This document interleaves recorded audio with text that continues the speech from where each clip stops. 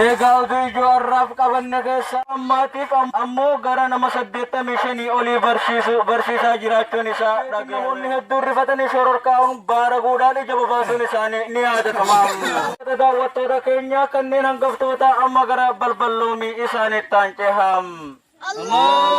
بولي وجه فلس داونا شكن سانيتي في إساء ولين دبفنا أردي سينا لا تدجن سني آدمنا مقطع يعني بربنا سينا قويا شنيباتي تربا برخم لما في خدافر مقاله سر قمدان بيروكت إمالورا gara harka bitaatti kallattii bahaa kan argamtu yommuu ta'u magaalaa Huseetiin fuulletti bahanii kan wal daawwatan fakkaatti.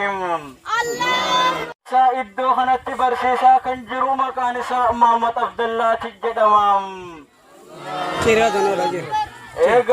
Egaa obboleessi keenya Ahmad Abdallaa kun ifiifis kitaaba qaraa ijoollee gara nama 80 olii barsiisaa. Barsiisuun isaa waan nama gammachiisuu fi nama dinqisiisu. Akkuma Oromoon maqmaaqetti kuma boru nama oolchu goronnotti beekan jettee Oromoon. Allahu Akbar. Yommuu ta'u gara ijoollee shamarranii irraa gara nama 45 ta'uun isaanii dhaga'ame. Allahu Akbar. Egaa barataan kun waan akkaan nama gammachiisu keessatti warroottan bultii ijaaran 8 yommuu jalqaban garuu yeroo ammaatiif gara nama 7 barsiisaa jiraachuun isaa dhaga'ame.